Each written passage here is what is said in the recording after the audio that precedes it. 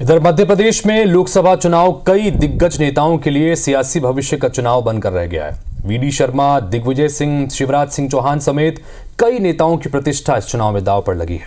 अगर जीत हासिल हुई तो भविष्य संवरेगा, लेकिन अगर हार हुई तो सियासी करियर पर बट्टा भी लग सकता है, खत्म भी हो सकता है। रिपोर्ट देख लीजिए।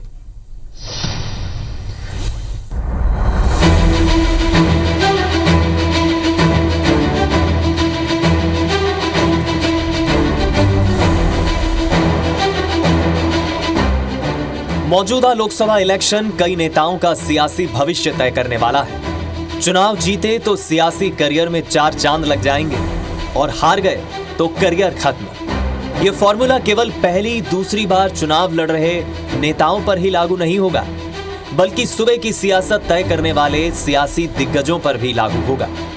अगर बात करें दिग्विजय सिंह, शिवराज सिंह चौहान और वीडी शर्मा की, तो दिग्विजय सिंह राजनीतिक संन्यास लेने की घोषणा के बाद चुनाव लड़ रहे हैं और शिवराज सिंह चौहान को केंद्र में अहम भूमिका मिलने की संभावना है। वहीं वीडी शर्मा को जीत मिलने के बाद केंद्र में अहम पद मिलने की संभावना और पार्टी में भूमिका बदलने की उम्मीद है।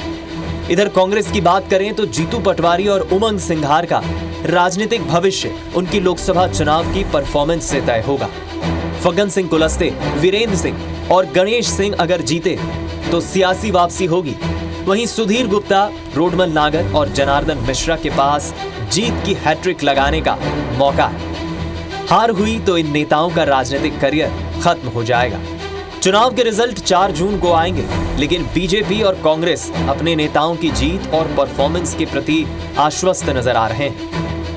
तो कमलनाथ जी इतने ज़बरदस्त मजबूत हैं कि 2004 में भी इन्होंने बहुत कोशिश की थी, गोलियां तक चलाई थी छिंदवाड़ा में, बावजूद इसके कमलनाथ जी चुनाव जीते थे। अभी ये 24 है, लगभग आंकड़ा वही है। तो मैं समझता हूँ चाहे 24 हो चाहे वो 4 हो, 4 की स्थिति रिपीट होने वाली है और निश्चित रूप से देश में कांग्रेस ने अच्छा परफॉर्मेंस दिया है और 5 जो चरण निपटे हैं, मैं समझता हूँ कांग्रेस सरकार बनने की दिशा में बहुत आगे बढ़ चुकी है। माननीय मोदी जी की बॉडी लैंग्वेज कहती है कि वो चुनाव में बहुत पीछे हैं और जनता उनको नकार चुकी है। देखिए, भारतीय जनता पार्टी का एक मूल मंत्र है सबका साथ, सबका विकास, सबका प्रयास, सबका विश्वास। और भारतीय जनता पार्टी के ये मूल मंत्र में जो विजन है वो सिर्फ जनता है। ये कांग्रेस नहीं है जो सिर्फ परिवारवाद, कुर्सी और सत्ता के लिए राजनीति करती है।